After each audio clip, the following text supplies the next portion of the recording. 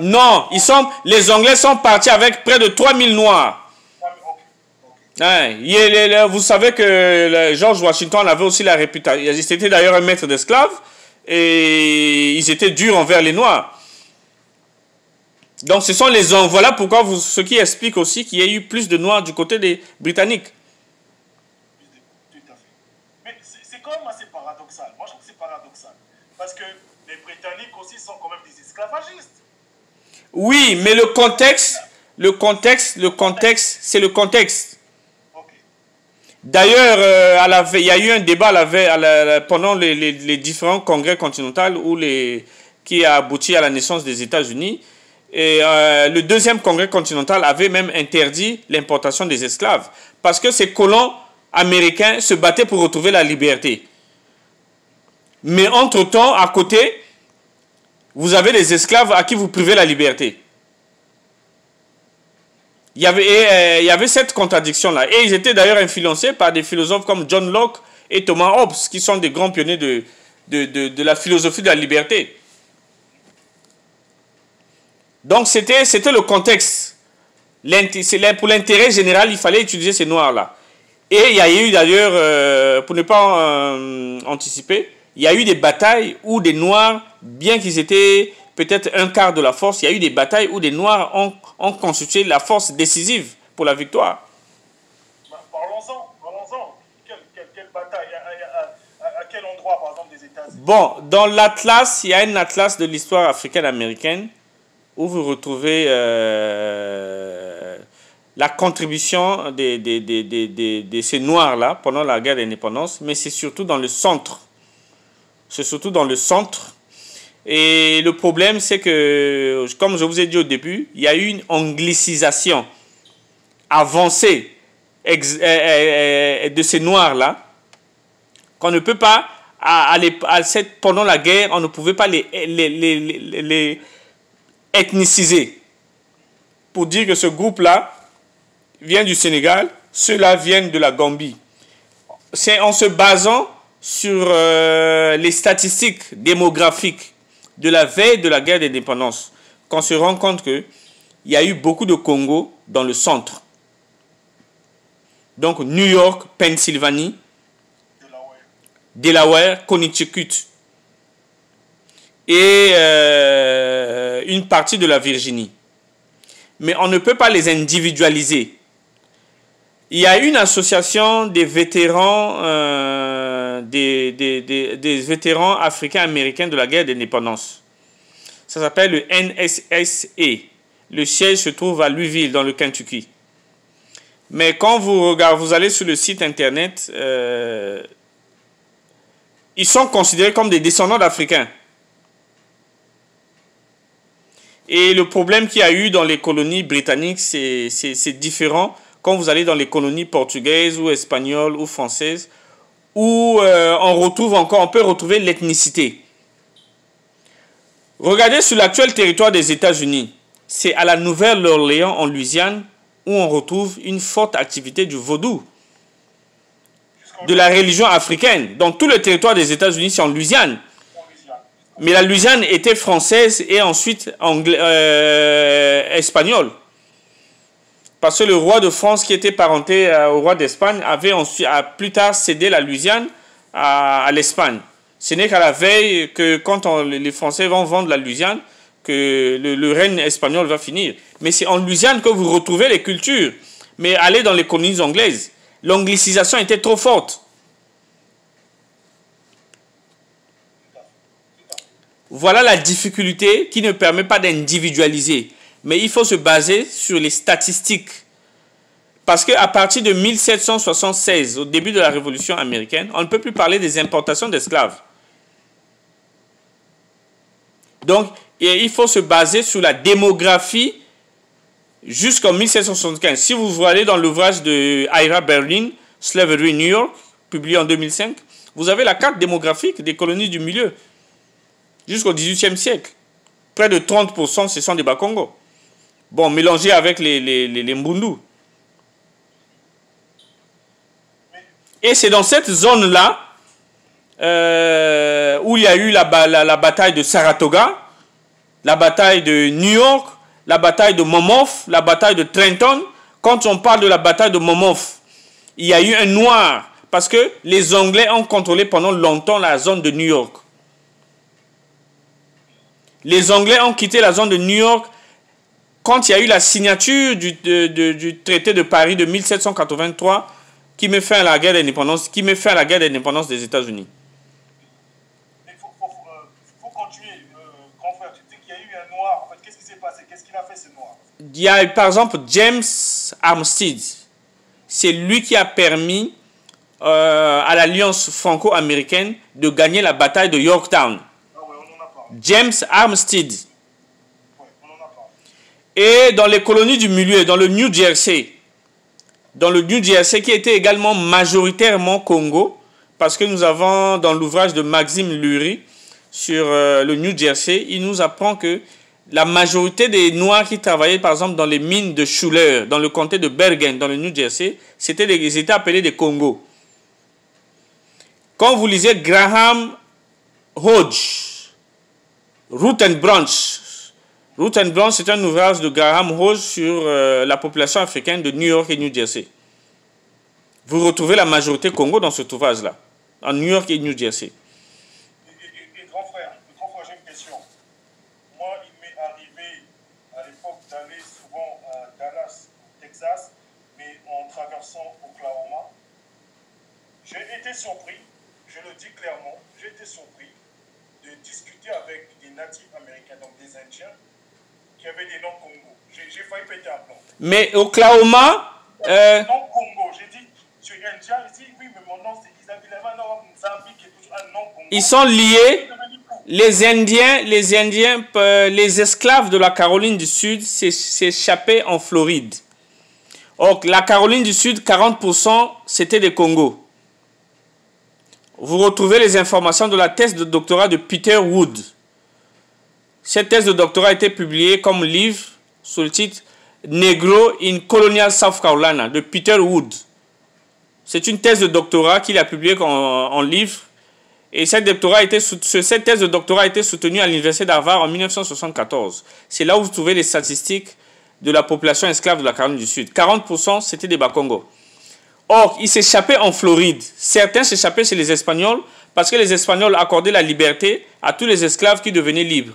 Mais d'autres s'échappaient chez les Indiens. Et il y a eu un mélange entre les Indiens séminoles de Floride et ces Bakongo-là. Ça donnait la race des Noirs séminoles. Mais au temps d'Andrew Jackson, il fallait déplacer ces Indiens-là parce que Andrew Jackson voulait utiliser les terres de la Floride parce que c'était des terres fertiles. Donc, on avait déplacé certains Indiens, on les avait envoyés à Oklahoma. Donc, les Indiens d'Oklahoma, là, ce sont des Indiens séminoles. Et certains Indiens séminoles sont venus ici, au Texas. Et ils sont enterrés à Brackettville. Il y a un cimetière des Noirs séminoles de Brackettville. D'autres se sont retrouvés au Mexique, on les appelle les Mascongo. Au Mexique, non loin de la frontière, oui, non loin de la frontière avec le Texas.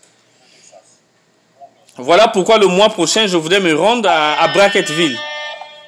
Voilà ce qui explique ce Congo-là à Oklahoma. Ils viennent de la Floride. Ah ouais, moi j'ai pété un plomb, ça remonte à 7 ans, j'ai pété un plomb. Il m'a donné son nom, j'ai dit, mais ça c'est un nom Congo. Je me suis dit, ok, donc là... Ses ancêtres viennent de la Caroline du Sud via la Floride. Ah là là. Donc, pour revenir à votre question, dans le comté de Monmouth, il y a eu une bataille, la bataille de Monmouth, la bataille de Trenton. Il y a eu un noir qui a contribué à la victoire des Britanniques. Il s'appelle le colonel Titus Tye. Colonel Titus Tye. Il y a aussi un noir dans Nouvelle-Angleterre qui s'est évertué aussi dans le combat, qui s'appelle Salem Power. Et il y a eu Crispus Attucks, qui était l'un des premiers à tomber lors du massacre de Boston.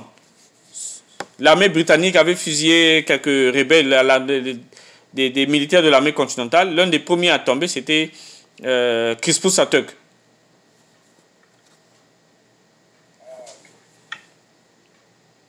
Donc la problématique pendant la guerre d'indépendance des États-Unis, l'anglicisation était tellement forte qu'on ne peut pas individualiser. La présence des Bakongo dans la guerre d'indépendance des États-Unis s'explique par la démographie historique des 13 colonies à la veille de la guerre, à la veille de 1776, dans les colonies du milieu. Ils étaient près de 30% dans les colonies du milieu. Bien que le nombre total des esclaves de l'Afrique centrale en Amérique du Nord, c'est 25%, mais y compris la Louisiane, y compris la Floride. Mais quand on va au milieu, New York, New Jersey, 30%. En Nouvelle-Angleterre, à peu près 20%. Dans la baie de Chesapeake, c'est aussi 20%. En Caroline du Sud, Georgie, c'est 40%. Donc, si on doit résumer, on peut dire que ces troupes africaines d'Afrique centrale ont contribué à la naissance des États-Unis. Oui, ils ont versé leur sang pour la naissance des États-Unis. Rappelez-vous de la lettre de George Washington au colonel Henry Lee III.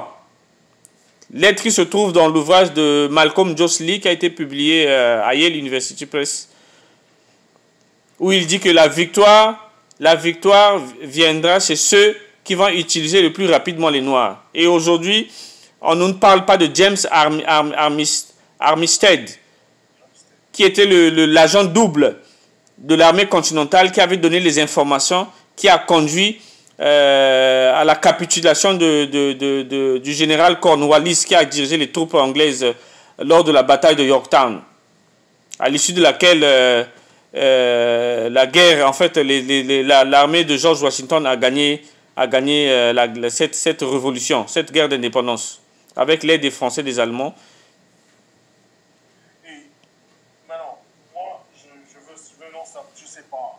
J'essaie de faire une lecture maintenant. Est-ce que, grand frère, est-ce que nous apprenons vraiment notre histoire? Parce que moi, j'ai toujours l'impression, c'est mon sentiment, je dis toujours que l'histoire, si on ne l'appréhende pas, si on ne comprend pas, on va la revivre ou on va la subir sous forme de comédie ou de tragédie. Est-ce que ça rentre pas dans l'imaginaire des gens, des personnes qui pensent que nous avons été utilisés pour toutes leurs guerres, que ce soit celle de la guerre d'indépendance, les guerres européennes. On a l'impression qu'on est toujours peut-être la chair à canon. Est-ce que c'est une mauvaise lecture ou c'est une bonne lecture?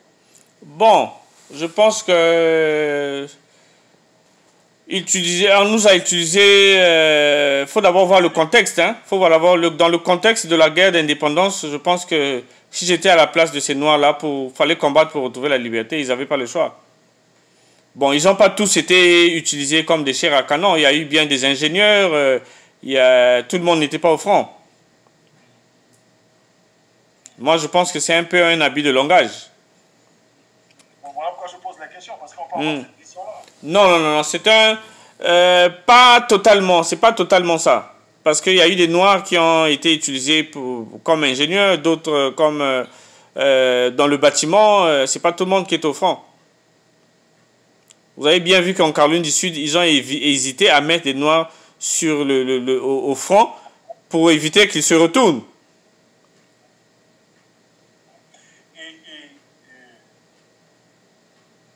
La majorité de ces Africains qui ont été kidnappés du Royaume Congo, en fait,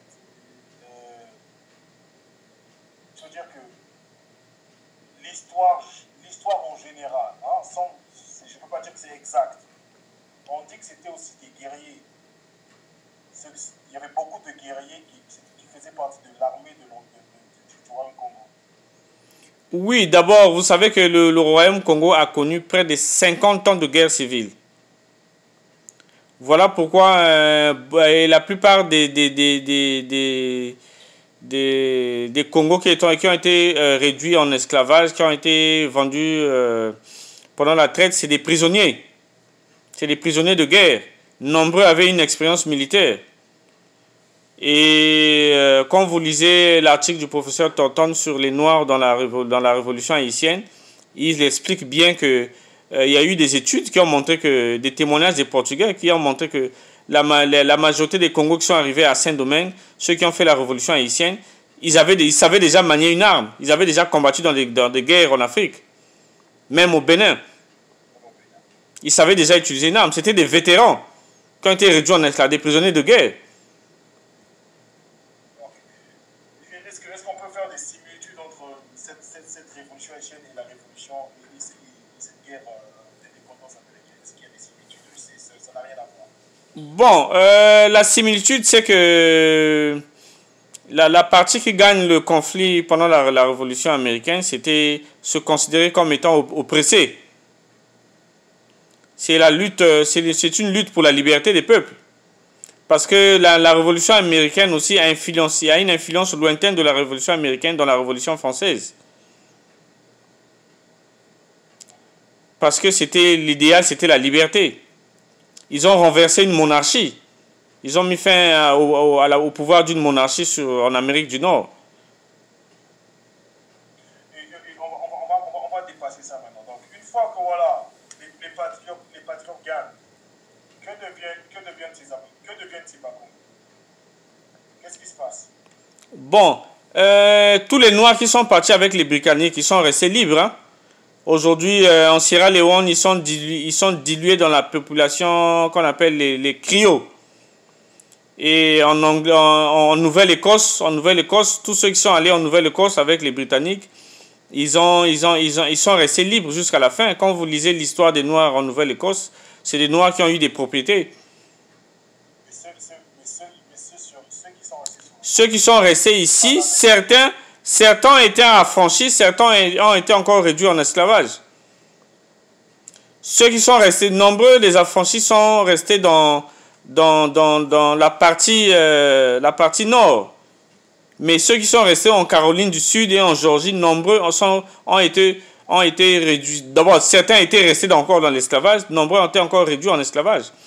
Voilà pourquoi le Sud n'avait pas aimé la proclamation d'Abraham Lincoln, ce qui a conduit à la guerre de sécession. Parce que c'était la clé économique, c'était les États qui vivaient de cette main-d'œuvre-là.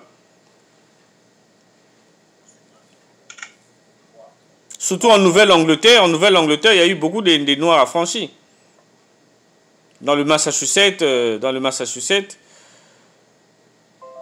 jusqu'à dans le Connecticut.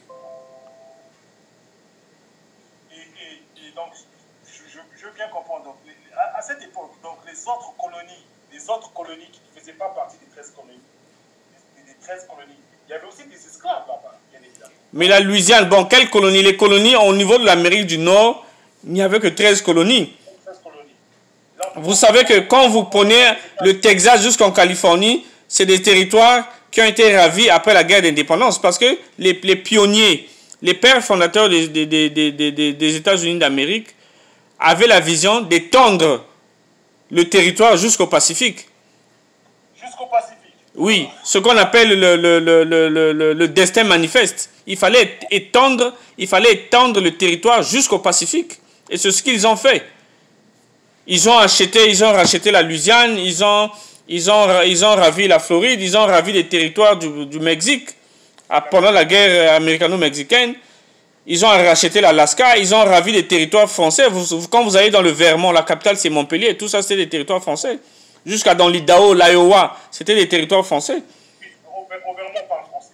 Oui. Donc, il fallait étendre le territoire jusqu'au Pacifique. Et ça s'est fait à coup de négociations? Non, il y a eu des guerres. Ils ont racheté. C'est la Louisiane et l'Alaska qu'ils ont racheté. Le reste, ce sont des conquêtes. Il y avait une politique expansionniste. Est-ce qu'il y a d'autres contributions militaires et politiques du Bas-Congo dans l'histoire? Oui, bon, il y a une guerre dans l'histoire des États-Unis que l'armée américaine n'a jamais gagnée. C'est une guerre contre les Indiens, les guerres séminoles au 19e siècle. Il y a eu 3 guerres séminoles.